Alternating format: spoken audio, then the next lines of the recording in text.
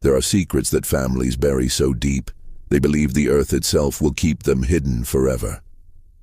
But in the Carolina Low Country, where the land remembers everything, every drop of blood, every whispered prayer, every child born in darkness, some truths refuse to stay buried.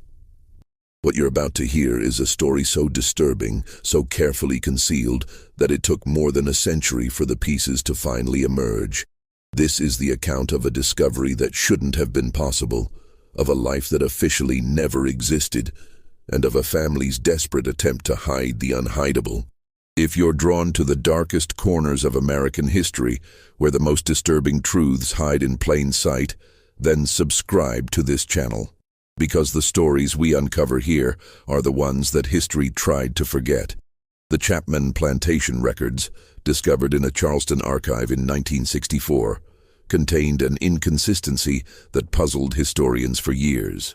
Among the meticulous ledgers documenting cotton yields, slave purchases, and household expenses, there appeared a recurring entry: supplies purchased for 23 slaves.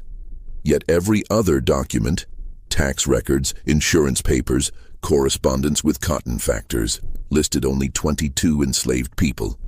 For more than a decade, this discrepancy was dismissed as a clerical error, the kind of minor mistake that creeps into any long-running set of accounts, until someone noticed that the error appeared consistently, month after month, year after year, spanning more than 2 decades, and always in the same handwriting, that of Richard Chapman himself. The Chapman family had been Carolina planters for 3 generations by 1846.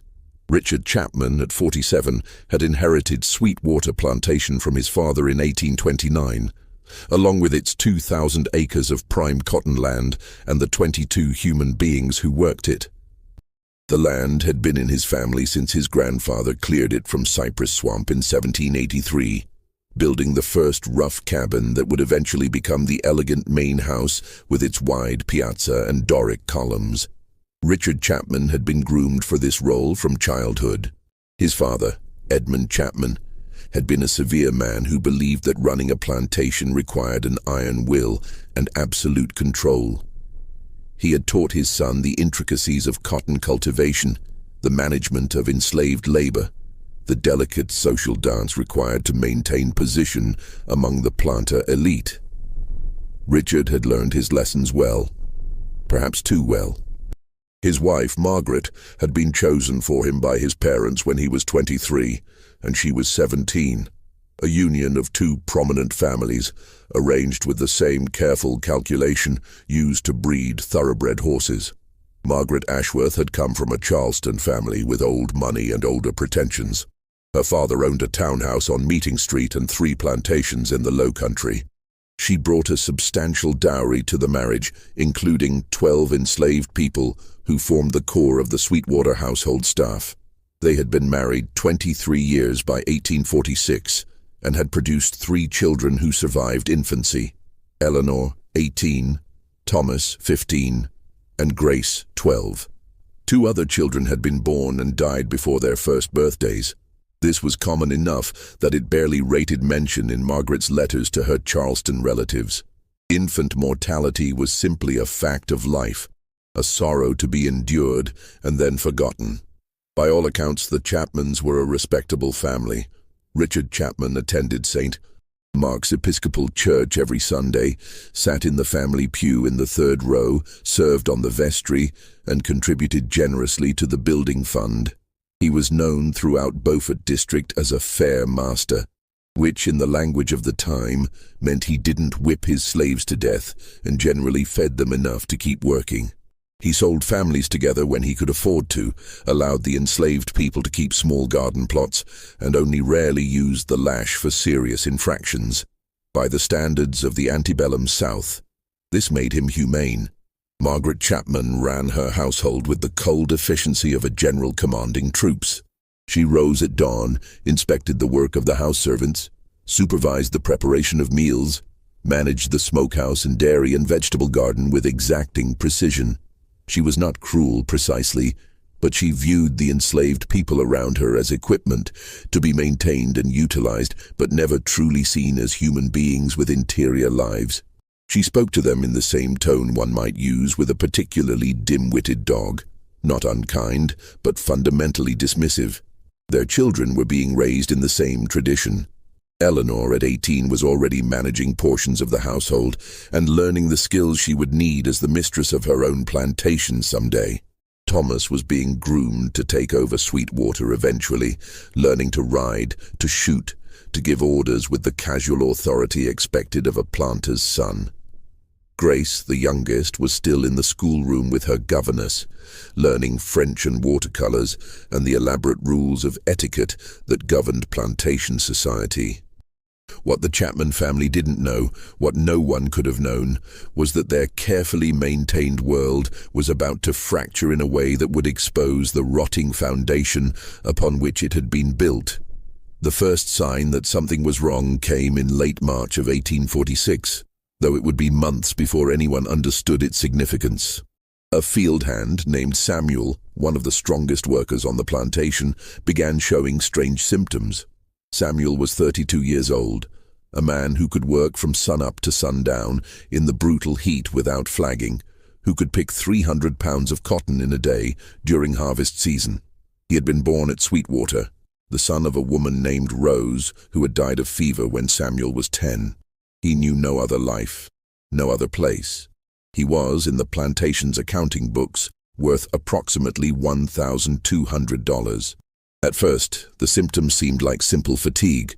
Samuel moved more slowly through the rows, struggled with tasks that had previously been easy for him, needed to rest more often. Walter Briggs, the overseer, noticed and assumed Samuel was shirking. He gave him a warning, then a lashing when the slow work continued. But the punishment didn't help. Samuel wasn't being lazy. Something was genuinely wrong with him. Then came the tremors in his hands, so severe that he dropped his hoe twice in one morning. The difficulty speaking, his words slurring as if he were drunk, though everyone knew he had no access to alcohol. The moments when he would stop mid-task and stare into the distance as if seeing something no one else could perceive, his eyes glazed and empty. Once, he fell to his knees in the cotton field and began to shake so violently that 3 other slaves had to hold him down to keep him from hurting himself. Dr. Henry Sutton, the physician who attended to the Chapman slaves when their value as property justified the expense, was called to examine Samuel. Dr. Sutton was 56 years old, a graduate of the Medical College of South Carolina, and he had been practicing in Beaufort District for nearly 30 years. He had seen every tropical disease that afflicted the Low Country, every fever and ague and mysterious ailment that struck down slaves and planters alike. But Samuel's symptoms baffled him. He checked for fever. There was none. He examined Samuel's eyes, his tongue, his pulse. He asked detailed questions about Samuel's diet, his living conditions, his work routines.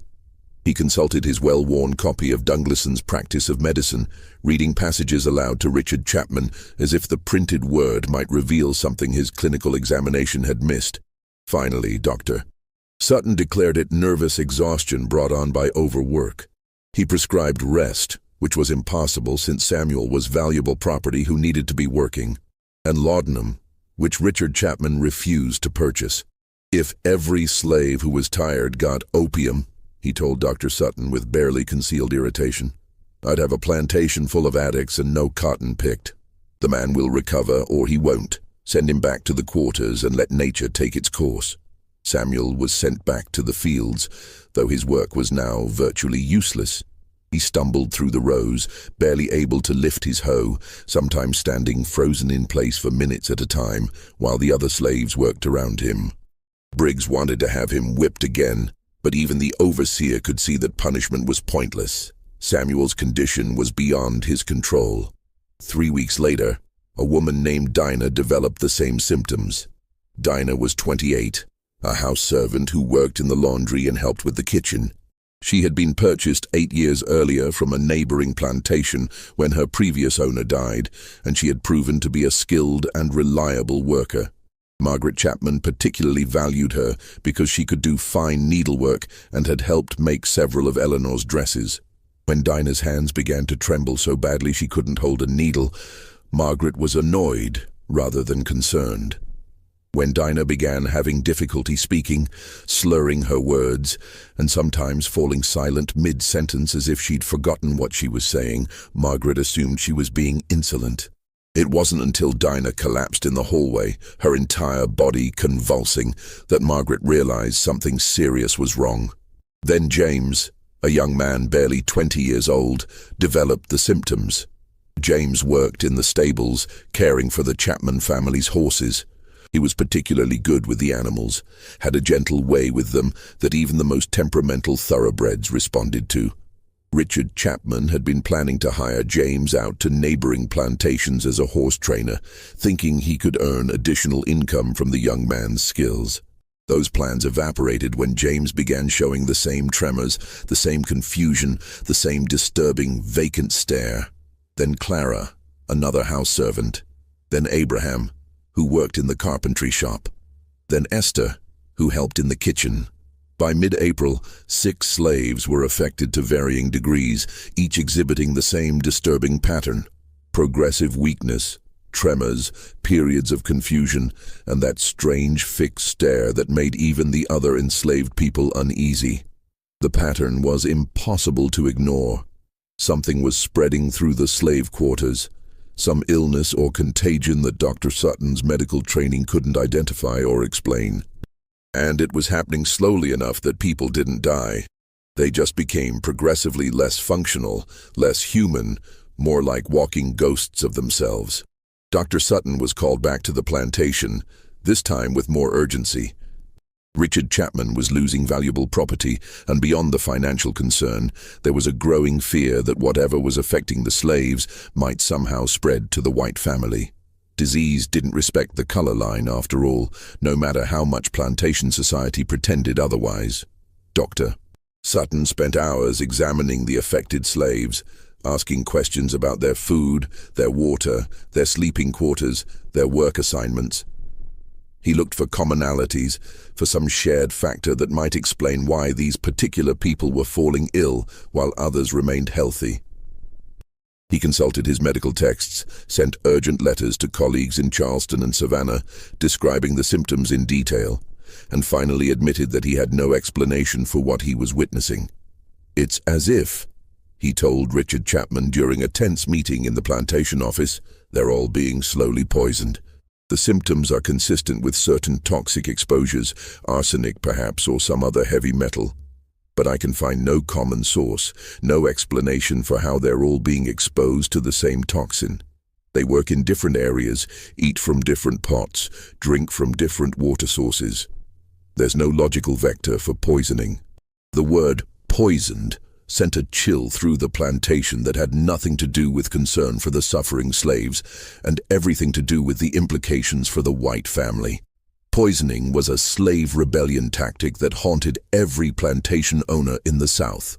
There were stories, passed in hushed tones among the planter class, of trusted house servants slowly killing their masters with rat poison mixed into coffee, of field hands contaminating wells with deadly substances, of coordinated attacks where multiple whites were simultaneously poisoned. The fear was existential.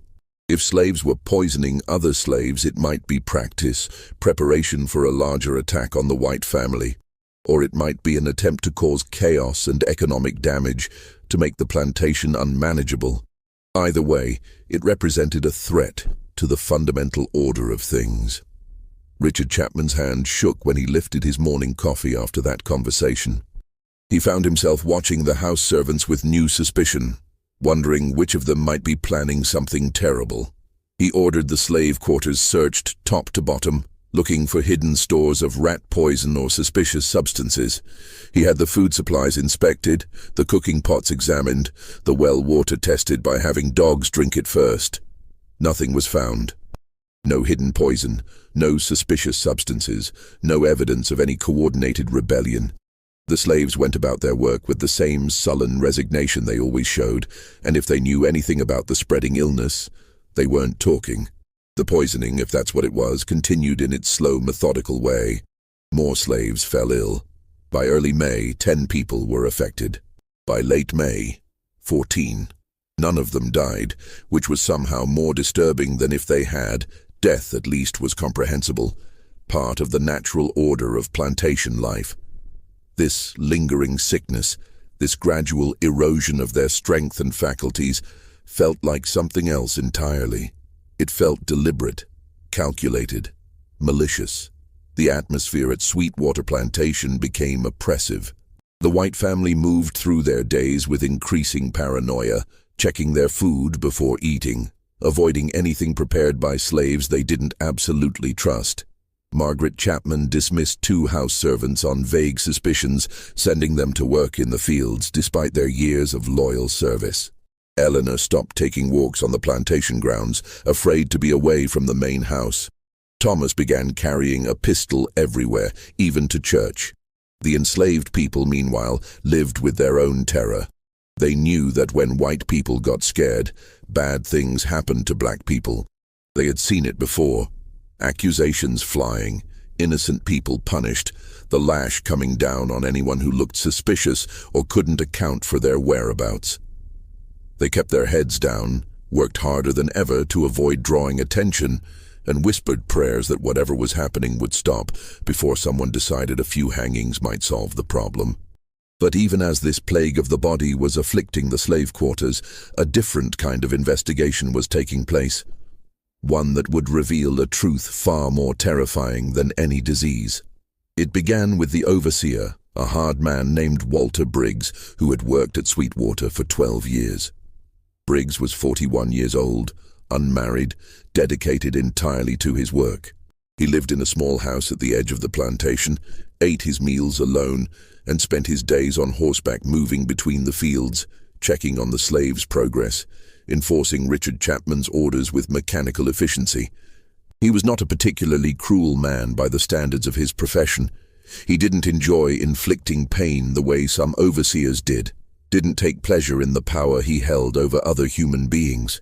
But he also had no illusions about the nature of his work. Slaves were property, to be managed like livestock, and if they needed to be beaten to maintain discipline, then he would beat them. It was simply the job. Briggs was not given to imagination or sentiment, but he was observant in the way that men who control other men must be. He noticed things. The subtle hierarchies among the enslaved people, who deferred to whom, who had influence beyond their official position. He noticed when someone was planning to run, could read it in their body language days before they made the attempt. He noticed when discipline was breaking down, when the delicate balance of fear and resignation that kept the system functioning was starting to tip in the wrong direction. And what he began to notice in those early weeks of spring 1846 was that one of the slaves seemed unaffected by the spreading illness. More than that, this slave seemed to move through the quarters with a strange kind of authority, checking on the sick, speaking to them in low voices, and always watching the main house, watching Dr. Sutton when he visited, watching Briggs himself with an intensity that made the overseer deeply uncomfortable. The slave's name, according to the plantation records, was Lucas. He was listed as 21 years old, 5 feet 10 inches tall, purchased 3 years earlier from an estate sale in Savannah, Georgia. The bill of sale described him as healthy, strong, no vices, field hand. He worked in the cotton fields during the growing season, helped with general maintenance and repairs during the winter, and had never caused any trouble. He was, on paper, exactly the kind of slave every planter wanted: productive, obedient, unremarkable. But Briggs, with his overseer's instinct for detecting potential problems before they bloomed into open rebellion, felt something was off about Lucas. It was hard to articulate exactly what triggered his suspicion. Perhaps it was the way Lucas held himself, with a straightness in his spine that suggested pride rather than submission. Perhaps it was the way the other slaves seemed to defer to him despite his youth and his relative newcomer status. When Lucas spoke, even older slaves listened.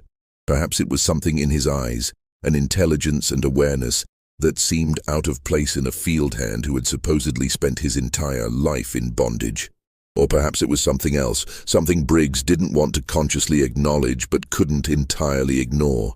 There was something about Lucas's face, a certain cast to his features, a particular shape to his nose and jaw, that looked hauntingly familiar. Not familiar in the way that people sometimes resemble each other by chance, but familiar in a specific, uncomfortable way. In certain lights, from certain angles, Lucas looked like someone Briggs knew, someone he saw every week when he gave his reports to the master. Lucas looked like Richard Chapman, not obviously, not in a way that would be apparent to a casual observer. His skin was dark enough to clearly mark him as having African ancestry. His hair had the tight curl common among the enslaved population. His features were his own. But underneath those surface differences, there was something in the bone structure, in the set of his eyes, in the line of his jaw that echoed the Chapman family features. In the antebellum South, this was not an unusual observation. Plantation owners routinely raped the women they enslaved, producing children who bore their features and were nonetheless kept in bondage. These children were sometimes whispered about, sometimes acknowledged in backhanded ways, but never, ever officially recognized as family. They were property, like their mothers, and the white family simply pretended not to notice the family resemblance walking among their slaves. But Lucas was different. He hadn't been born at Sweetwater. According to the records, he had been purchased from an estate sale in Georgia 3 years ago, arriving at the plantation as a teenager with no connection to the Chapman family. There was no reason, no possible reason, for him to resemble Richard Chapman, unless the records were false. Briggs said nothing at first. A wise overseer learned when to see things and when to be blind. Noticing too much could be dangerous, especially when it concerned the master's private affairs. But his curiosity, or perhaps his instinct for self-preservation, his sense that knowledge was power and power meant security, drove him to do something he had never done before. One evening when he knew Richard Chapman was in Charleston on business, Briggs went to the plantation office. He told himself he was just doing routine paperwork, checking the accounts, making sure everything was in order. But what he really wanted was to examine the documents related to Lucas's purchase. He wanted to see if there was anything in those papers that might explain the uncomfortable resemblance he'd noticed, anything that might confirm or dismiss his suspicions. The office was in a small building separate from the main house, a single room with a desk, file cabinets, and shelves lined with ledgers documenting decades of plantation business. Richard Chapman kept meticulous records. Every bale of cotton sold, every slave purchased, every expense incurred was noted in his precise handwriting. The files were organized by year, with separate sections for different types of transactions. Briggs found the slave purchase records for 1843 and began paging through them. There were several acquisitions that year. Richard Chapman had bought a woman named Betty and her 2 children from a neighbor who was settling debts, had purchased a blacksmith from a Charleston auction, had acquired 3 field hands from various sources, and there, near the end of the 1843 section, was the bill of sale for Lucas. The document looked entirely legitimate at first glance. It was written on the proper legal paper, bore the seal of Chatham County, Georgia, and was signed by the executor of Henry Ravenel's estate. It described the sale of one male Negro named Lucas, approximately 18 years of age, sound in body and mind, no scars or marks, field hand, to Richard Chapman of Sweetwater Plantation, Beaufort District, South Carolina, for the sum of $850. Everything appeared to be in order, except for one small detail that made Briggs's stomach turn cold. The paper was too fresh. Briggs had handled hundreds of these documents over his years as an overseer. He knew what 3-year-old paper looked like, how it yellowed slightly with age, how the ink faded and took on a particular patina. This document looked newer than it should. Not dramatically newer, the difference was subtle, the kind of thing you might miss unless you were looking for it. But once Briggs noticed it, he couldn't unsee it. He examined the document more closely. The seal looked correct. The signatures looked legitimate. But the paper itself, the physical paper, didn't seem to be 3 years old.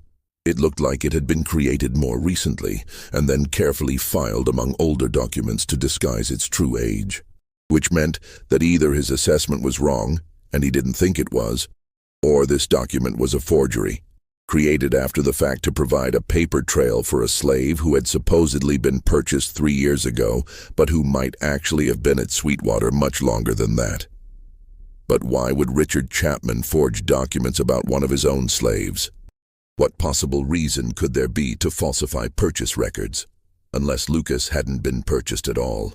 Unless he had always been at Sweetwater, had been born there, and the documents were created to hide that fact. But why? What could be so important about one slave's origins that it required manufacturing a false paper trail? The answer, when it finally occurred to Briggs, made his blood run cold. If Lucas had been born at Sweetwater, and if he resembled Richard Chapman, then there was only one possible explanation. Lucas was Richard Chapman's son, the product of a sexual relationship, probably rape given the power dynamics involved, with one of the enslaved women.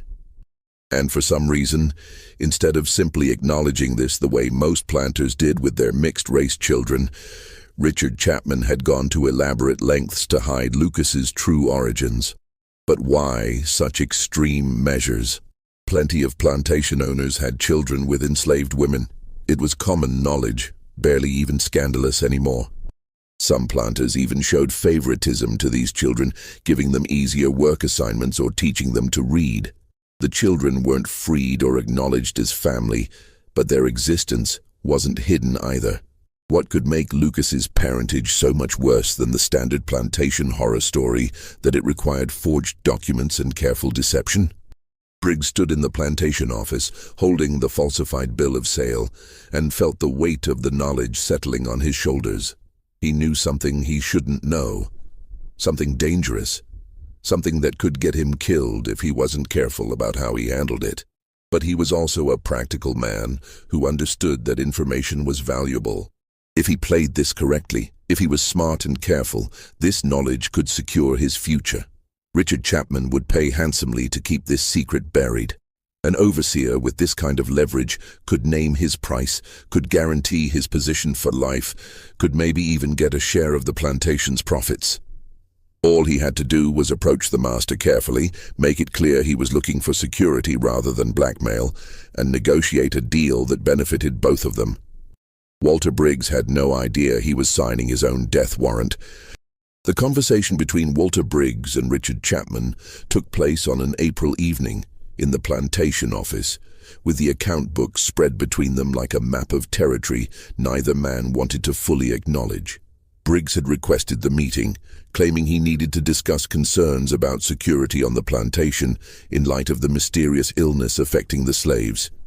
Richard Chapman, preoccupied with the spreading sickness and the economic damage it was causing, agreed without much thought. They met after dinner, when the evening cicadas were beginning their nightly chorus, and the last light was fading from the western sky.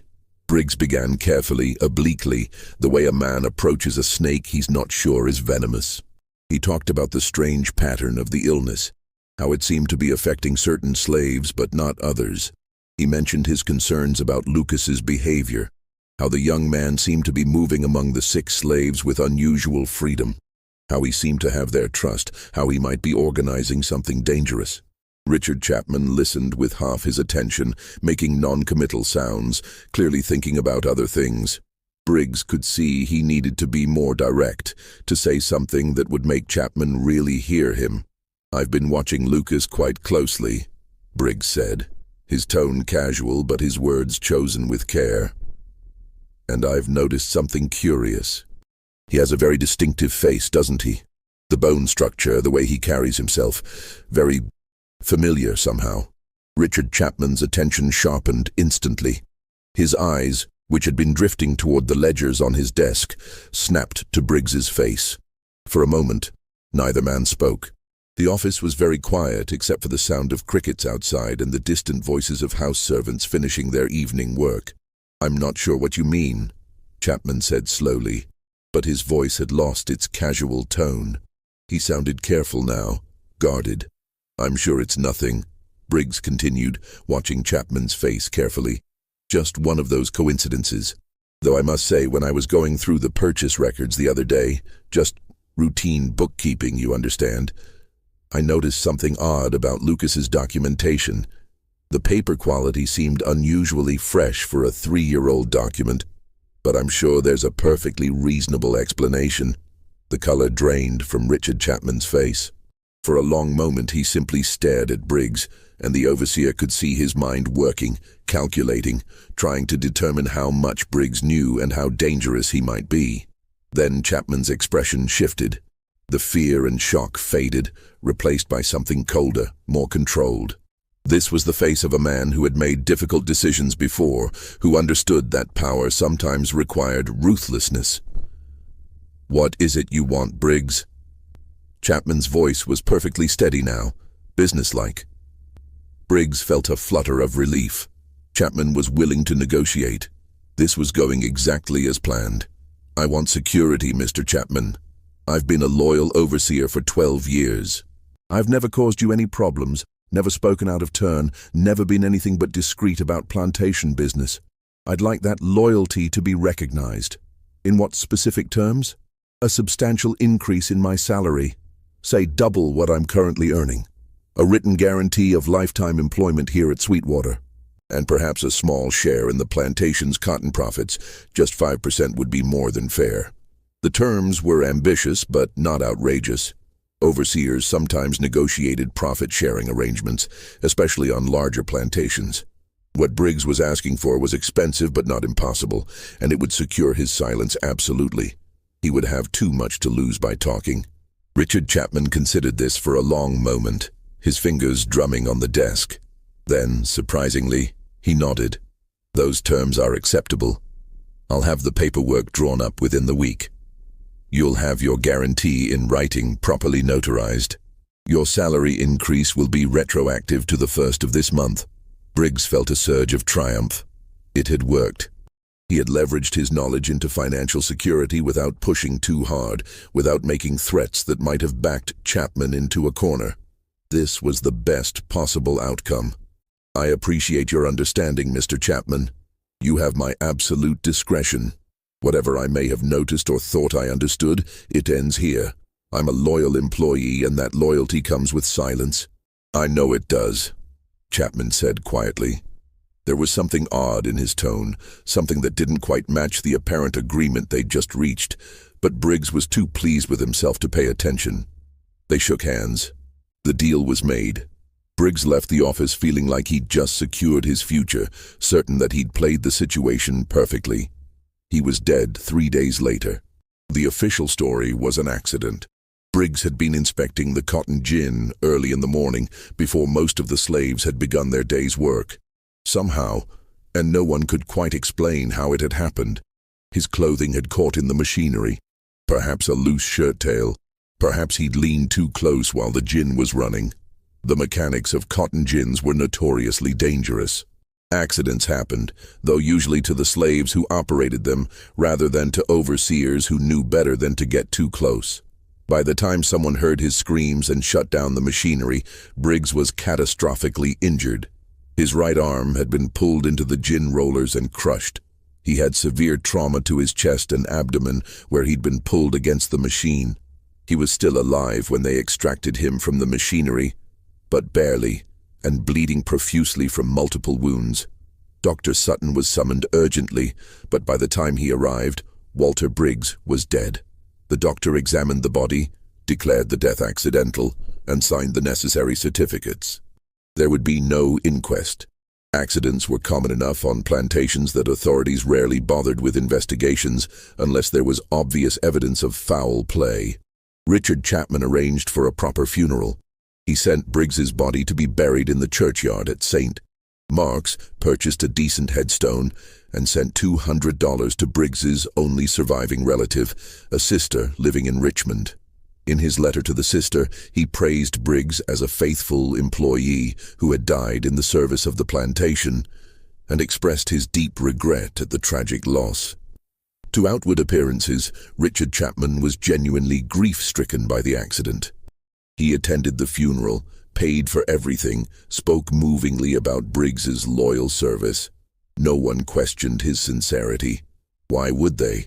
Losing a good overseer was a real problem for a plantation owner, a genuine economic setback.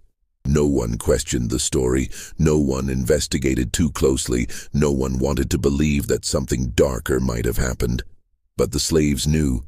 In the quarters, where truth was traded in whispers and survived in the spaces between what was said and what was understood, they knew that Walter Briggs had been killed. They didn't know the details. They didn't know about Lucas's true parentage, about the falsified documents, about the confrontation in the office. But they understood the basic arithmetic of plantation justice. Briggs had learned something he shouldn't have, and knowledge like that was fatal for a white man, just as surely as it was for a black one. They also understood something else, something more disturbing. If Richard Chapman was willing to kill an overseer to protect a secret, he would certainly be willing to kill slaves. Whatever Briggs had discovered, it was dangerous enough that Chapman had crossed a line white men rarely crossed, murdering another white man, which meant the danger wasn't over. It meant that anyone who got too close to that secret, anyone who asked too many questions or noticed too much, might be next. The quarters became even quieter after Briggs died. People kept their heads down, avoided drawing attention, and definitely didn't discuss the strange illness that continued to spread, or the young man named Lucas who moved among the sick like a ghost. And Lucas knew. He had been watching the overseer watch him. He had seen the change in Briggs's eyes, the shift from casual observation to focused attention to something that looked almost like recognition. And when Briggs died so conveniently, so suddenly, less than a week after those attentions had intensified, Lucas understood that his own existence was somehow at the center of whatever had happened. For the first time in his life, he began to question his own story. Lucas had memories of arriving at Sweetwater as a teenager, of the long journey from Georgia, of the estate sale where he'd been separated from his mother. At least, he thought he had those memories. But when he tried to examine them closely, tried to recall specific details, everything became strangely fuzzy and indistinct. He remembered his mother's voice, but not her face. He remembered the Georgia plantation where he'd supposedly lived, but couldn't picture specific buildings or recall the names of other slaves who should have been there. He had a memory of the auction where he'd been sold, but the details were vague. He couldn't remember what city it had been in, couldn't recall the auctioneer's face, couldn't even clearly remember the journey to South Carolina afterward. It was as if his past had been written for him, planted in his mind like a story someone had told him so many times that he'd started to believe it was his own memory. But the more he examined these supposed memories, the less substantial they became. And then there were the scars. Lucas had scars on his back from whippings, the kind of scars every slave accumulated over time as punishment for real or imagined infractions. But he couldn't actually remember receiving most of those whippings. He knew he must have been punished at some point. All slaves were punished. But the specific occasions, the specific reasons, the pain and fear that should have been seared into his memory were simply absent. It was profoundly disorienting, like discovering that the ground you thought was solid was actually just a thin crust over empty air. Lucas began paying more attention to the world around him, looking for clues about his own history. He listened more carefully when the older slaves talked about the past, trying to determine if any of them remembered him arriving 3 years ago. No one seemed to. They treated him like he'd always been there, but when he tried to pin down specific memories or conversations from his early days at Sweetwater, no one could quite recall them. He also began watching the main house more carefully, studying the white family that owned him, and he began to notice things that should have been meaningless, but somehow weren't. He noticed that Richard Chapman sometimes watched him with an expression that wasn't quite anger and wasn't quite guilt, something more complicated that Lucas didn't have words for. He noticed that Margaret Chapman refused to go near the fields where he worked, would physically turn away if she happened to see him at a distance. He noticed that the Chapman children, Eleanor, Thomas, and Grace, had features that echoed his own. The same high cheekbones, the same set to their eyes, the same line of their jaws. He had always assumed these resemblances were coincidental, the kind of random similarity that sometimes occurs between unrelated people. But now, with Briggs dead and his own past dissolving into uncertainty, Lucas began to wonder if there might be another explanation. The thought that formed in his mind was almost too impossible to believe. But once it was there, he couldn't make it go away. What if he wasn't just any slave? What if there was a specific reason his past seemed manufactured, his memories seemed implanted, his presence seemed to make the White family uncomfortable? What if he was Richard Chapman's son? The idea was absurd, except that it explained everything. It explained why his purchase documents might be forged, to create a false history that covered up the truth of his birth. It explained why he looked like the Chapman children, because they were his half-siblings. It explained why Richard Chapman watched him with that complicated expression, and why Margaret Chapman couldn't stand the sight of him, because he was a living reminder of infidelity or rape or whatever had led to his conception. But if this was true, it meant his entire life was a lie. It meant he had been born at Sweetwater, born into what should have been privilege and wealth, but instead had been condemned to slavery by the circumstances of his birth. It meant his parents, his real parents, had chosen to enslave their own child rather than acknowledge him. The cruelty of it was breathtaking.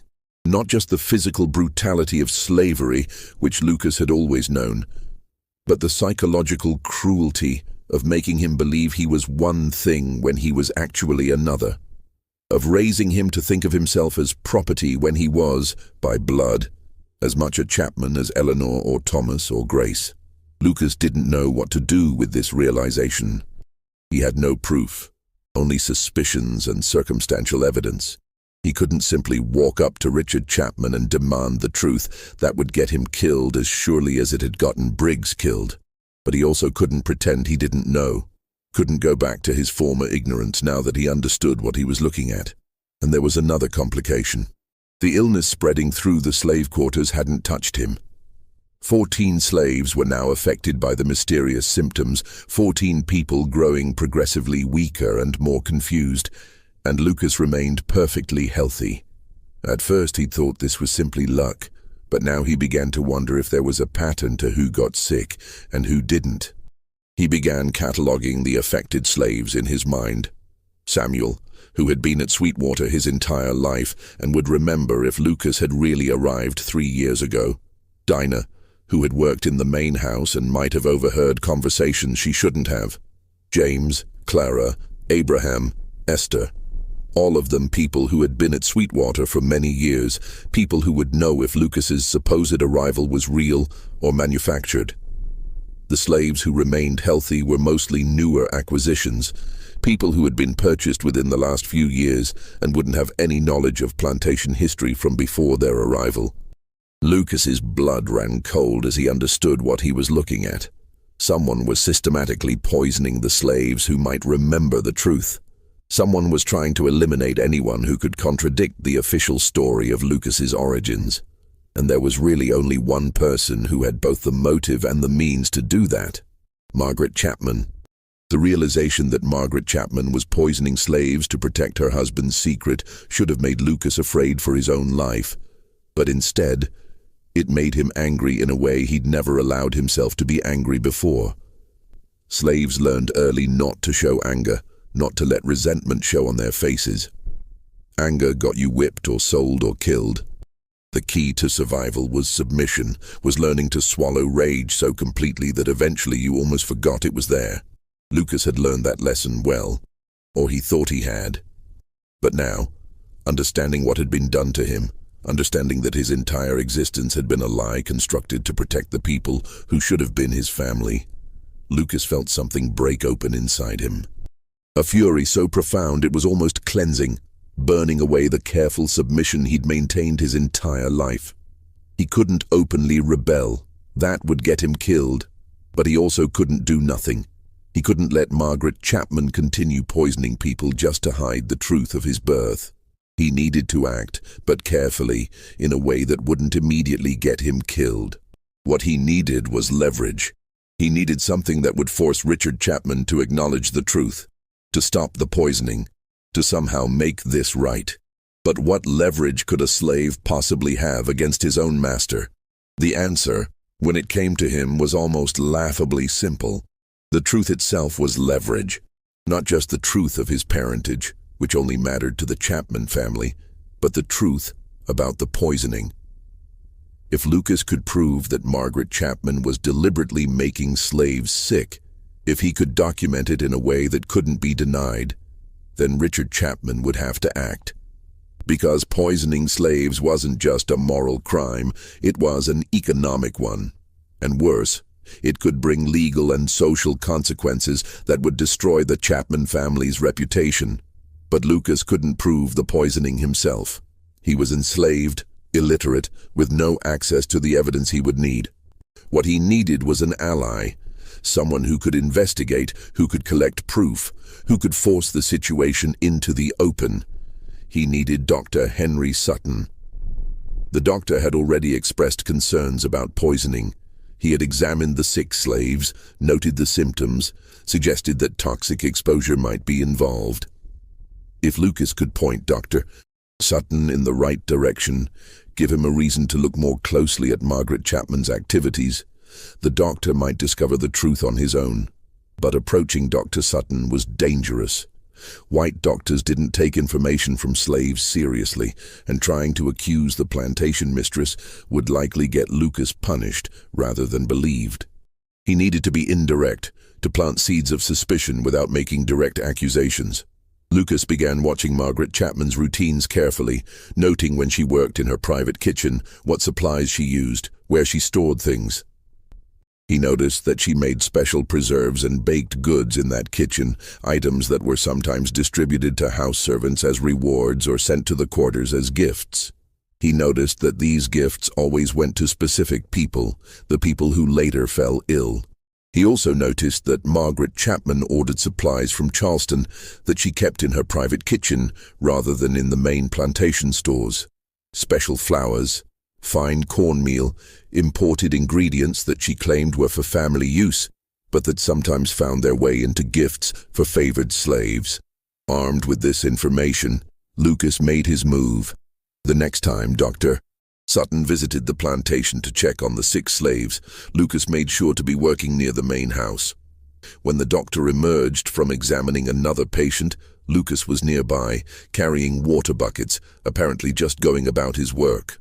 "Doctor," Lucas said quietly, keeping his eyes lowered in the submissive manner expected of slaves. "May I speak, sir?" "Doctor." Sutton looked at him with mild surprise. Slaves didn't usually initiate conversations with white people. "What is it?" "It's about the sickness, sir. I've been thinking about what you said about poison, and I remembered something that might help." Sutton's attention sharpened. "Go on." "All the people who got sick, sir, they all received gifts from the main house. Special cornmeal, or preserves, or baked goods from Mistress Chapman's kitchen. I don't think it means anything, sir, but you said you were looking for common factors." Lucas delivered this information in the most neutral tone possible, as if he were simply reporting an observation without understanding its implications. He didn't accuse anyone, didn't suggest deliberate poisoning, just provided a data point that Dr. Sutton could interpret however he chose. The doctor's face went through several transformations: surprise, consideration, and then a carefully neutral expression that told Lucas his suspicions had found fertile ground. "That's interesting. Thank you for bringing it to my attention." "Yes, sir." "Is there anything else, sir?" "No, go about your work." Lucas bowed and left, his heart pounding. He had done what he could. Now he had to wait and see if Dr. Sutton would follow the thread to its conclusion. What Dr. Sutton did next would determine whether Lucas's gambit succeeded or failed catastrophically. The doctor was not a stupid man, nor was he particularly naive about the realities of plantation life. He knew that plantation mistresses sometimes poisoned people, usually their husbands enslaved mistresses, occasionally rebellious slaves, rarely but not never their own husbands. It was one of those open secrets of Southern society, the kind of thing everyone knew about, but nobody discussed openly. But systematic poisoning of multiple slaves was unusual enough to be shocking. If Margaret Chapman was really doing this, the question was why? What could possibly motivate her to poison valuable property, to cause economic damage to her own household, to risk the legal and social consequences if she were caught? Dr. Sutton began investigating, but carefully. He didn't want to make accusations that might prove false, and he definitely didn't want to offend the Chapman family if there was some innocent explanation. He started by examining the 6 slaves more carefully, asking detailed questions about what they'd eaten in the days before their symptoms appeared. A pattern emerged quickly. Every single affected slave had consumed something that came from Margaret Chapman's private kitchen, not from the main plantation kitchen where food for the house servants was prepared, but from the smaller kitchen attached to the main house where Margaret personally supervised certain preparations. Dr. Sutton requested samples of the food items that had been distributed. Margaret Chapman, not yet realizing she was under suspicion, provided them willingly. The doctor took samples of her special cornmeal, her preserves, her baked goods. He didn't tell her he was testing them for poison. He claimed he wanted to analyze them for nutritional content, to see if some deficiency might be contributing to the slave's illness. The tests were simple but conclusive. The cornmeal contained arsenic. Not a lot, just enough to cause gradual poisoning if consumed regularly. The preserves were clean, the baked goods were clean. But the cornmeal, which Margaret Chapman had been distributing to specific slaves as a supposedly generous gift, was contaminated. Dr. Sutton found himself in an impossible position. He had proof that Margaret Chapman was poisoning slaves, but revealing that proof would destroy the Chapman family's reputation and possibly his own career. Plantation families didn't like doctors who exposed their scandals. He could easily find himself blacklisted throughout the district, unable to practice medicine, ruined by the very discovery he'd made. But he was also bound by medical ethics and by law. Poisoning was illegal, even when the victims were enslaved. If he stayed silent and more slaves died or were permanently damaged, he would be complicit in a crime. Dr. Sutton made a decision. He would confront Richard Chapman privately, present the evidence, and let Chapman decide how to handle his wife. This way, the family scandal could be contained while still stopping the poisoning. It wasn't justice exactly, but it was the best compromise he could manage given the constraints of the society he lived in. The confrontation between Dr. Sutton and Richard Chapman took place in the plantation office on a May evening. The doctor brought his test results, his documentation of which slaves had been poisoned and when, and his evidence that the contaminated cornmeal came from Margaret Chapman's private stores. Richard Chapman listened to all of this with a face that might have been carved from stone. He didn't interrupt, didn't deny, didn't try to excuse or explain. He simply listened. As Dr. Sutton methodically laid out the case against his wife. When the doctor finished, there was a long silence. Finally, Chapman spoke. "What do you intend to do with this information, Dr. Sutton?" "That depends on you, Mr. Chapman. If the poisoning stops immediately, if you deal with the situation within your family, I'm willing to consider this a private medical matter. But if it continues, or if any of these slaves die, I'll be obligated to report my findings to the authorities." "I see." Chapman's fingers drummed on his desk, the only sign of agitation in his otherwise controlled demeanor. "I assume you've wondered why my wife would do something so apparently irrational. Poisoning valuable property, risking exposure, causing economic damage to her own household. The thought had occurred to me. Did the slave who brought this to your attention, Lucas, I believe, did he offer any theories?" Dr. Sutton felt a chill run down his spine. The way Chapman said Lucas's name, the sudden focus on the one slave who had provided the crucial information, suggested dangerous currents beneath the surface. He merely pointed out a pattern. He didn't speculate about motivations. "No, I don't suppose he would. He's smarter than that."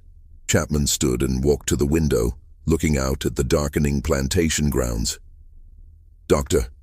Sutton, what I'm about to tell you goes no further than this room. If you speak of it to anyone, I will deny everything and ensure your medical practice in this district is finished. Do you understand? I understand. My wife has been trying to eliminate witnesses. People who might remember things that contradict the official story of Lucas's arrival at this plantation.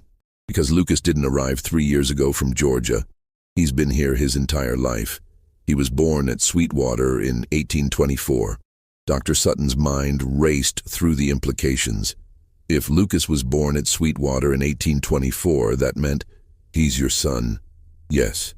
And you've kept him enslaved? What choice did I have? Chapman's voice carried a note of anguish that might have been genuine or might have been performance. The child was too dark to acknowledge. My wife had been unfaithful, or I believed she had been. If I'd freed him, questions would have been asked. Our reputation would have been destroyed. The only solution was to hide him among the slaves and create a paper trail that explained his presence without connecting him to our family. That's monstrous. That's practical. I've provided for him. He's been fed, clothed, given work appropriate to his abilities. He's alive, which is more than many people in his position can say. And the secret has been maintained for 22 years. It would have stayed maintained if my wife hadn't lost her nerve and started this insane campaign to eliminate potential witnesses. Dr. Sutton struggled to process what he was hearing. The casual way Chapman described enslaving his own child, as if it were a reasonable solution to a social problem, was almost incomprehensible. But this was the antebellum South, where human beings were property and reputation mattered more than humanity. By the standards of his time and place, Chapman was probably telling the truth when he claimed he'd been merciful by letting the boy live at all. "What do you intend to do now?" the doctor asked. "Stop the poisoning, obviously. My wife will be sent away. To a sanitarium, I think. Nervous exhaustion. She'll be comfortable there, and the situation will be contained. As for Lucas," Chapman trailed off, clearly thinking, "that's more complicated. You could free him, and have him tell this story to anyone who will listen. He's not stupid, doctor. He's figured out who he is. I can see it in the way he looks at me now. If I free him and he starts talking, the entire truth comes out anyway. But if I keep him enslaved, knowing what he knows, he becomes dangerous in a different way. A slave with nothing left to lose is the most dangerous kind. So what's your solution?" "I don't know yet, but I'll think of something. In the meantime, I need your silence, doctor. Complete silence about all of this. The poisoning, Lucas's parentage, everything. In exchange, I'll ensure the poisoning stops immediately. I'll compensate you handsomely for your discretion, and I'll make sure no harm comes to any of the slaves who were affected. They'll recover, and this incident will be forgotten." Dr. Sutton knew he was being bought. He also knew he didn't have much choice. Speaking out would destroy him professionally and probably wouldn't actually help the enslaved people at Sweetwater. The best he could do was ensure the immediate danger stopped and hope that Chapman's solution for Lucas didn't involve simply killing the young man and disposing of the body. "I want your word that Lucas won't be harmed." Chapman considered this. "You have it. Whatever I decide to do about him, I won't have him killed. He is, after all, my son." It was a terrible bargain, but it was the best Dr. Sutton could negotiate. He agreed, took Chapman's money, and left the plantation carrying knowledge that would weigh on him for the rest of his life. What happened next unfolded with surprising speed. Within 3 days, Margaret Chapman was removed from Sweetwater Plantation and transported to a private sanitarium near Columbia. The official story was that she had suffered a nervous breakdown brought on by the stress of managing the household during the slave illness. She had stopped eating, stopped speaking, and needed specialized medical care that couldn't be provided at home. The story was believable because it was partially true. Margaret Chapman had been under tremendous stress, and by the time she was taken away, she genuinely had stopped speaking and eating. Whether this was genuine psychological collapse or a calculated performance to avoid facing consequences for the poisoning, no one could say for certain. The slaves who had been poisoned began to recover slowly. With no new exposure to arsenic, their bodies gradually cleared the toxin. The tremors faded, The confusion lifted, and within a few weeks most of them were able to return to work. A few never fully recovered their strength, but they survived, which was more than anyone had expected during the worst of the crisis. And Lucas received a summons to the main house. He had never been inside the main house before. Slaves entered only as servants, and field hands like him had no reason to cross that threshold. But the house servant who delivered the message was clear. Mr. Chapman wanted to see him, alone, in the study. Lucas approached the main house with a mixture of fear and strange exhilaration. Whatever was about to happen would be decisive. Either Richard Chapman had decided to kill him quietly, or something else was in motion, something that might actually change his circumstances. He was ushered into the study, a room lined with books and dominated by a massive desk. Richard Chapman sat behind that desk, looking older than Lucas remembered, the weight of recent events showing in the lines of his face. "Close the door," Chapman said quietly. Lucas obeyed, then stood in the awkward silence that followed, not sure if he should speak or wait. "You know, don't you?" Chapman finally said. It wasn't a question. "Yes, sir." "How long have you known?" "I started to suspect after the overseer died. I became more certain after I realized the pattern to who was getting sick." Chapman nodded slowly. "You're intelligent. That's caused problems, but it's also impressive. If circumstances were different, if you'd been born with lighter skin, you would have been educated, given opportunities. You might have become something significant." Lucas felt anger flare, but kept his voice neutral. "Instead, I was made a slave. Yes, and I won't apologize for that, because apologies are meaningless. I did what I thought I had to do to protect my family. Your existence threatened everything we'd built, everything we were.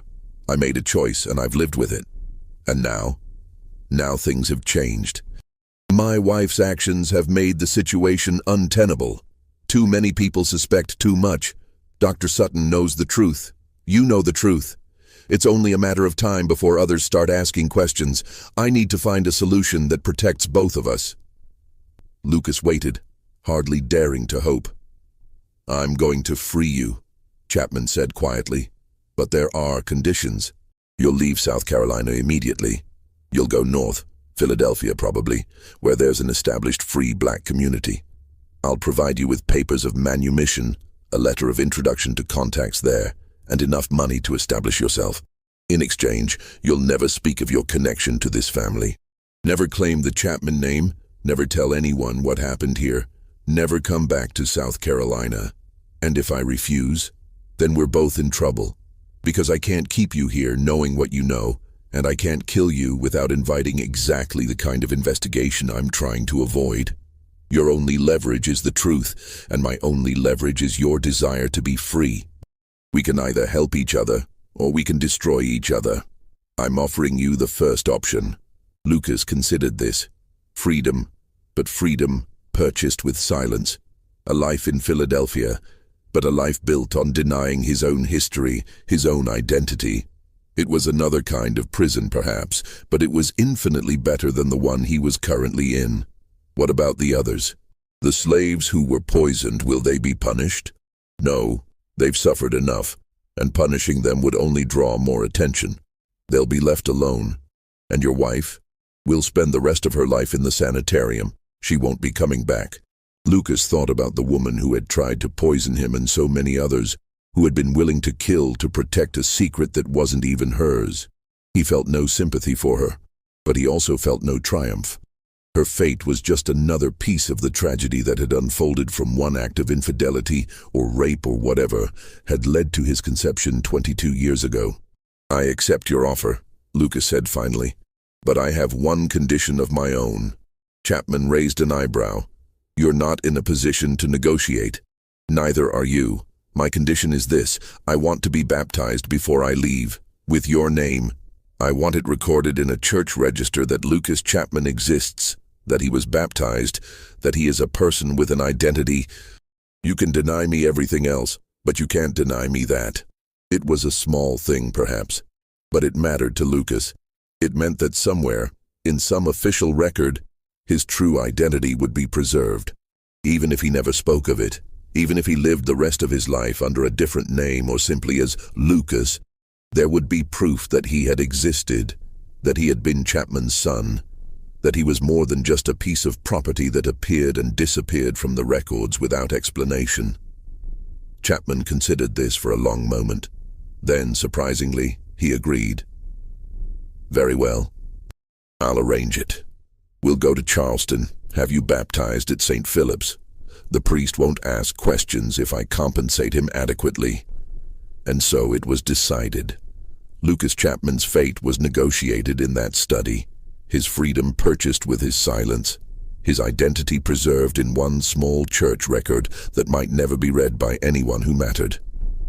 The journey to Charleston took 2 days. Richard Chapman and Lucas traveled together, master and slave in public, father and son in the privacy of their shared silence. They didn't speak much during the journey. What was there to say? Everything that mattered had already been said, and small talk seemed absurd given the circumstances. They stayed at the Charleston Hotel, with Lucas sleeping in the servants' quarters and Richard Chapman in a proper room upstairs. The baptism took place at St. Philip's Church on a May morning. The priest, Reverend Thornton, performed the ceremony with a carefully blank expression that suggested he understood something unusual was happening, but knew better than to ask questions. Lucas knelt at the baptismal font, felt the water touch his head, heard his name, his true name, spoken aloud for the first time in his life. "I baptize you, Lucas Chapman, in the name of the Father, and of the Son, and of the Holy Spirit." The priest signed the register. Lucas Chapman, adult baptism, parents unknown. That last part was a lie, of course, but it was the kind of lie that protected everyone involved. The important thing was the name. Lucas Chapman. Officially recorded, officially recognized, proof that he existed.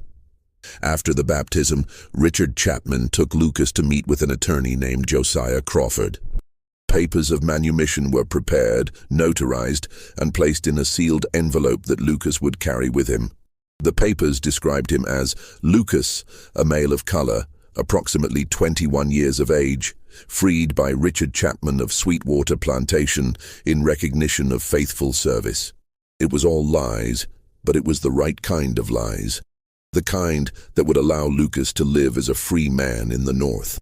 Chapman also provided him with $200, a substantial sum that would support him for months if he was careful.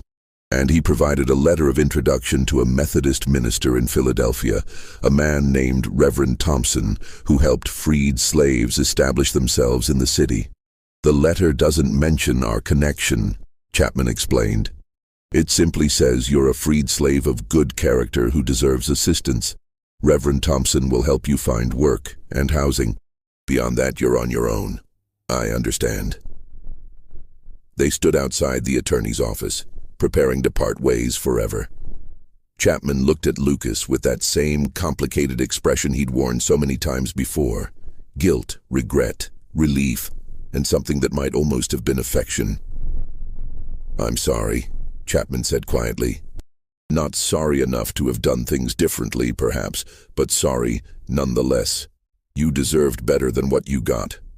Lucas could have said many things in response. He could have raged about the 22 years stolen from him, about being raised in bondage when he should have been raised in privilege, about the profound cruelty of enslaving your own child. But what would be the point?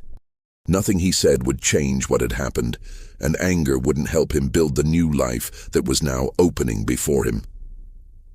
"Goodbye, Mr. Chapman," Lucas said, deliberately using the formal address rather than acknowledging any familial connection.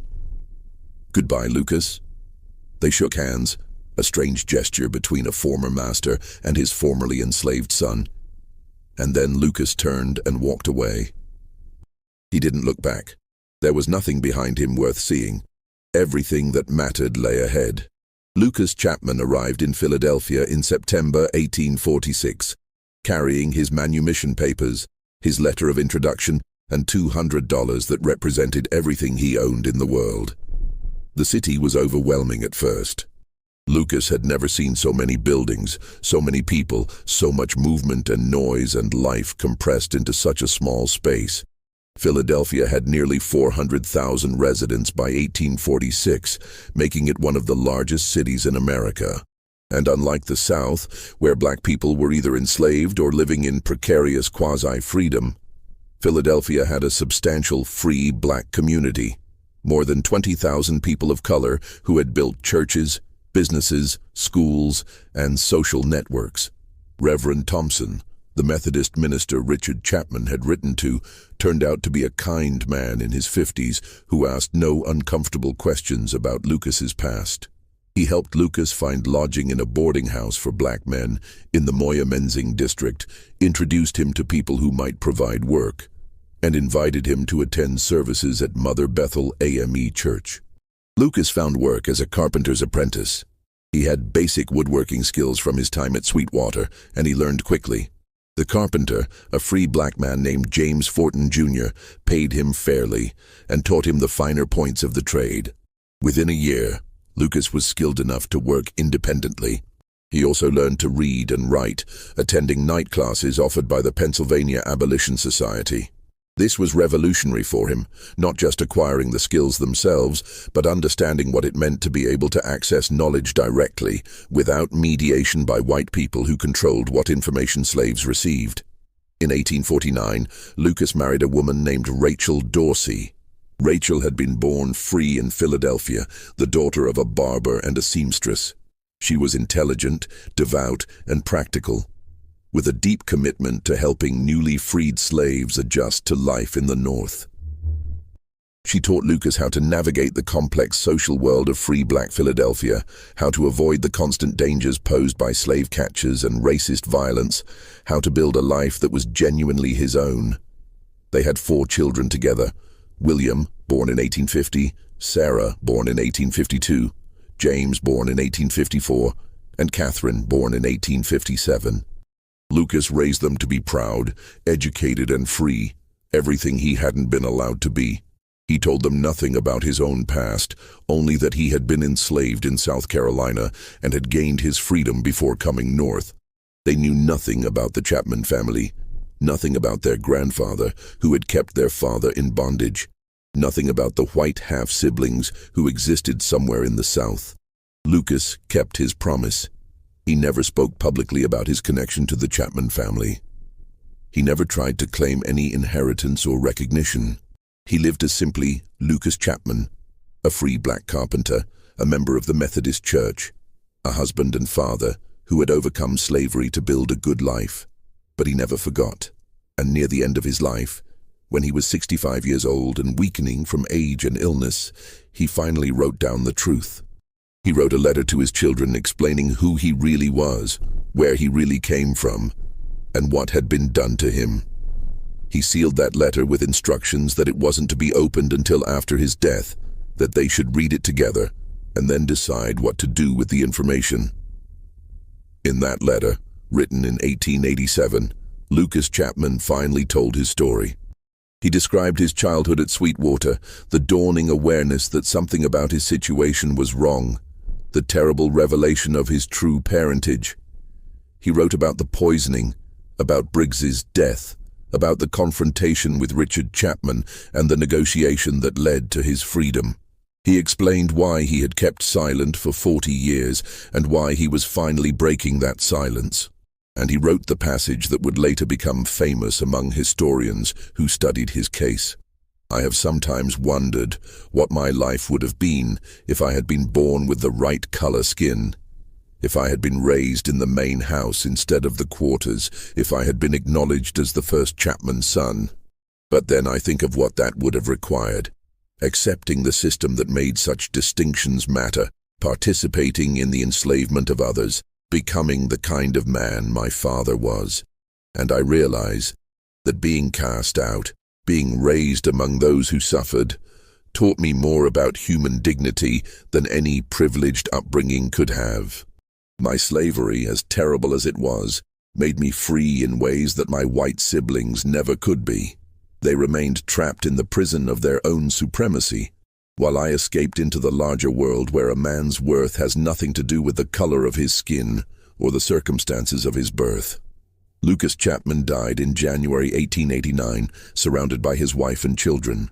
His obituary in the Christian Recorder described him as a man of quiet dignity and firm faith who had overcome the cruelties of slavery to build a life of purpose and integrity. There was no mention of the Chapman family, no hint of the secret he had carried for his entire life. His children opened the letter after the funeral and read their father's story with shock and grief and anger. They debated what to do with the information, whether to make it public, whether to seek some kind of acknowledgement from the Chapman family, whether to simply preserve it privately as part of their family history. They decided on the latter. The Chapman family no longer mattered to them, and exposing the story publicly would only invite painful attention. So they kept the letter, passing it down through generations, a private testament to one man's impossible life. It stayed private until 1964, when the Plantation records were discovered with their telling discrepancies, and historians began asking questions that Lucas Chapman's descendants could finally answer. Back at Sweetwater Plantation, life continued in its appointed rhythms, though the household never fully recovered from the events of 1846. Margaret Chapman lived for 7 more years in the sanitarium, never speaking, never writing, never acknowledging visitors. The staff there treated her humanely, but she remained locked in her own silence until her death in 1853. The cause of death was listed as heart failure, but one of the nurses later said she believed Margaret simply gave up, that she had decided death was preferable to living with what she'd done. Richard Chapman lived another 15 years, dying in 1861 just as South Carolina was seceding from the Union and the Civil War was beginning. He never remarried, never spoke of his first wife, never acknowledged that he'd had a son beyond his 3 legitimate children. His obituary in the Charleston Mercury praised him as a fine example of Carolina manhood, a planter of the old school, a man of honor and principle who served his community with distinction. The irony of that description, given what historians now know, is almost unbearable. Eleanor Chapman married a neighboring planter in 1848 and moved to Georgia, where she died in childbirth in 1851 at the age of 23. Thomas Chapman inherited Sweetwater Plantation and managed it until 1865, when advancing Union troops burned most of the buildings and freed the remaining slaves. He spent the rest of his life trying to resurrect the plantation economy, failing repeatedly and drinking heavily to cope with the loss of the only world he'd ever known. He died in 1882, broke and bitter. Grace Chapman, the youngest, married a Charleston merchant and lived into the early 20th century. She was the last person who would have remembered 1846, the last person who might have been able to confirm or deny the truth about Lucas. But if she knew anything, she never spoke of it. She died in 1923, taking whatever knowledge she had to her grave. Dr. Henry Sutton, who knew far too much for anyone's safety, died suddenly of apoplexy in 1848, less than 2 years after the poisoning crisis. He was only 58 years old and had been in apparently good health before his sudden death. The convenient timing of his death has led some historians to wonder if natural causes were truly responsible, or if Richard Chapman had decided that even a paid-off witness was too dangerous to leave alive. There's no proof either way, but the suspicion remains. The slaves who had been poisoned lived out their lives in bondage until the Civil War freed them. Most of them remained in South Carolina after emancipation, taking the surname Freeman or Washington or other names that signified their new status. None of them ever spoke publicly about the poisoning or about Lucas, though their descendants later reported family stories about the year the mistress went mad and the young man who disappeared. And Sweetwater Plantation itself eventually passed out of Chapman family hands, sold to pay debts in the 1890s. It changed hands several times over the 20th century, fell into disrepair, and was finally purchased by a historical preservation society in the 1970s. It's now open to the public as an example of antebellum architecture and plantation life. Tourists walk through the carefully restored rooms, admire the period furniture, and listen to guides describe the daily life of a Carolina planter family. Sometimes they visit the restored slave quarters, where interpretive signs explain the living conditions of the enslaved people who worked the cotton fields. But there's nothing that explains Lucas. Nothing that tells visitors about the 23rd slave, the one who appears in the account books but nowhere else. Nothing about the child who was hidden in plain sight, whose entire existence was a secret that had to be maintained at any cost. Nothing about the son who became property, about the freedom that was purchased with silence, about the truth that stayed buried for more than a century. His story survived only because of chance, because someone in 1964 noticed a discrepancy in old ledgers and had the curiosity to investigate. Because certain documents were preserved when they should have been destroyed. Because Lucas himself, at the end of his life, chose to write down what had happened to him. Because his descendants kept that letter safe for 75 years, waiting for a time when the truth could finally be told without danger. If any one of those things had gone differently, if the records had been more carefully falsified, or if Lucas had died without writing his letter, or if his descendants had destroyed it rather than preserving it, the truth would have died completely.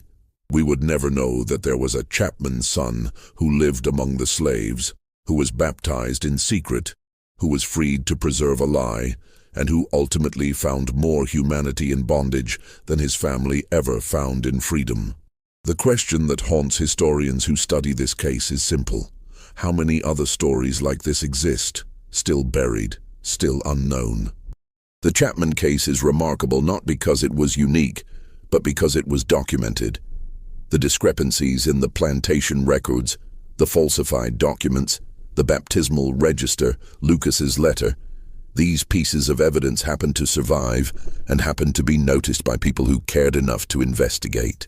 But for every Lucas Chapman whose story somehow survived, how many others vanished completely?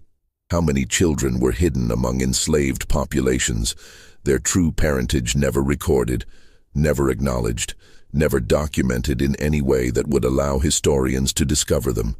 How many secrets are still locked in archives, waiting for someone to notice an inconsistency, to pull at a thread, to uncover truths that were buried with meticulous care?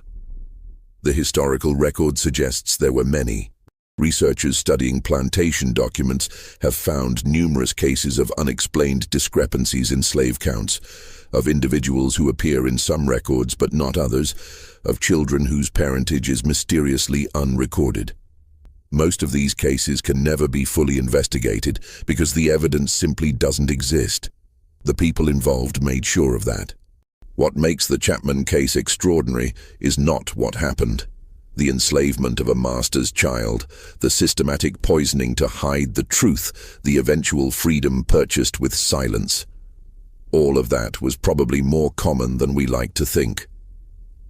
What's extraordinary is that we know about it, that we can name the people involved, that we can trace the story from Lucas's birth in 1824 through his death in 1889 and beyond, to his descendants living today. And yes, Lucas Chapman has living descendants, more than 100 of them spread across the United States, carrying his story in their family histories. Some of them are descended from William, his oldest son, some from Sarah, from James, from Catherine. They're teachers and doctors and artists and mechanics, living ordinary American lives, carrying within them the legacy of a man who was born enslaved but died free, who was denied his birthright but built something better with his own hands. In 2003, some of Lucas Chapman's descendants attempted to contact the last living relatives of the Chapman family to share the story and perhaps seek some kind of acknowledgement or reconciliation. They were rebuffed. The Chapman descendants either didn't believe the story or didn't want to acknowledge it. The two branches of the family, divided by race and by history, remain divided today, which is perhaps fitting. Lucas Chapman spent his life trying to escape the shadow of the family that had enslaved him. His descendants have built their own identities, their own legacies, independent of the Chapman name and everything it represents. They don't need acknowledgement from white relatives who would probably never fully understand what Lucas endured or appreciate what he accomplished. The story matters not because of what it says about one family, but because of what it reveals about the system that made such stories possible. American slavery was built on the fiction that racial categories were natural and immutable, that white people and black people were fundamentally different kinds of human beings with different destinies and different rights. But Lucas Chapman's existence proved the lie at the heart of that system. He was Richard Chapman's son, genetically as much a Chapman as Eleanor or Thomas or Grace. But because of the randomness of which genes expressed themselves in his skin tone, because of his mother's unknown identity, because of the rigid rules about race and legitimacy that governed antebellum society, he was cast into slavery while his half-siblings lived in luxury. The boundary between free and enslaved, between human and property, between child and commodity, it was never about inherent differences at all. It was only about power, and what those who held it were willing to do to maintain their position. And when that boundary was threatened, when a child was born who revealed the arbitrariness of the entire system, the response wasn't to question the system, but to hide the evidence, to bury the truth, to poison those who might expose it, to do whatever was necessary to maintain the fiction that racial categories were natural and that slavery was justified. That's the real horror of this story. Not the poisoning, not the deception, not even the enslavement of a son by his own father. The horror is in the casual way it was all done, the efficiency with which a human life was erased from the official record, the certainty that reputation mattered more than humanity. The Chapman family thought they had succeeded. For more than a century, they did succeed. The secret stayed buried. The reputation remained intact, and Lucas Chapman's true identity remained unknown to almost everyone, including himself for most of his life. But secrets have a way of surviving. Truth has a way of emerging, even from the deepest graves. The falsified documents were discovered. The pattern of poisoning was recognized. The baptismal record was found. Lucas's letter was preserved and eventually made public. And now we know. Now the story has been told. And Richard Chapman, who worked so hard to hide his son, who falsified documents and silenced witnesses and allowed his wife to poison the enslaved to maintain his secret, he failed. His shame is now public. His crime is now recorded. And his son, who he tried to erase from history, has become more memorable than he ever was. If this story disturbed you the way it disturbed me, consider subscribing. Because the history we uncover here isn't comfortable, but it's true. And truth, no matter how terrible, matters more than comfortable lies. The cotton fields of Sweetwater Plantation are silent now. The main house stands empty except for tourists who walk through its carefully restored rooms, taking photos and marveling at the antebellum architecture. The slave quarters have been preserved as monuments to suffering, their rough planks and dirt floors carefully maintained as reminders of how people lived and worked and died in bondage.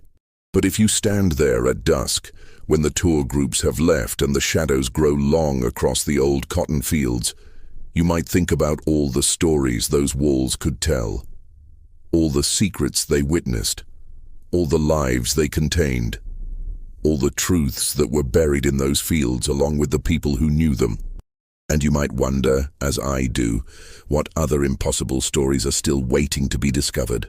What other children were hidden, what other truths were buried, what other evidence of our collective shame lies mouldering in forgotten archives, waiting for someone to notice that the numbers don't quite add up, that the documents don't quite match, that the official story doesn't quite explain the reality. Lucas Chapman's story is extraordinary because we know it, but it's probably not unique.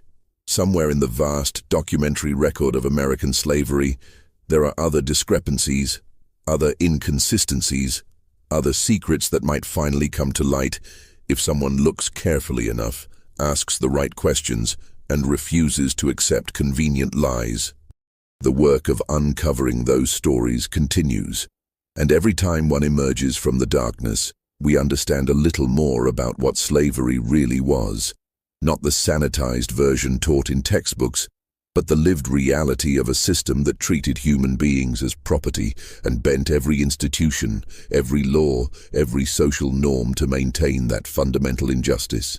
Lucas Chapman lived free for 43 years after leaving South Carolina. That's not long enough to make up for 22 years in bondage, but it's something. He built a life, raised a family, contributed to his community, and found dignity in freedom that he had been denied in slavery. And at the end, he made sure the truth survived. He wrote it down, sealed it carefully, and trusted his descendants to preserve it until a time when it could be told without danger. That act of remembrance, that refusal to let his story die with him, is perhaps his greatest legacy. Because now we remember, now we know, and knowing we cannot forget. That's what makes these stories matter. Not the facts themselves, the dates, the names, the documents, but what they force us to confront about our past and about the systems of oppression that we built and maintained and benefited from. Every time we uncover a story like Lucas Chapman's, we're pulling back the veil on a history that was carefully constructed to hide the worst of what happened. We're forcing ourselves to see what generations of Americans tried to forget or ignore or explain away. And maybe, if we look long enough and unflinchingly enough at these terrible truths, we'll finally understand that the past isn't really past. That the systems that enslaved Lucas Chapman, the racial categories, the power hierarchies, the casual dehumanization, didn't disappear when slavery ended. They evolved, adapted, found new forms, but never fully went away. Lucas Chapman's story is a window into that history. And through that window, if we're brave enough to look, we can see not just the past, but also the present. Not just what was, but what continues to be. That's why these stories matter. That's why they have to be told. That's why we can't let them stay buried. The earth remembers. The documents remember. And now, because someone noticed a discrepancy in old plantation records and had the courage to investigate, we remember too.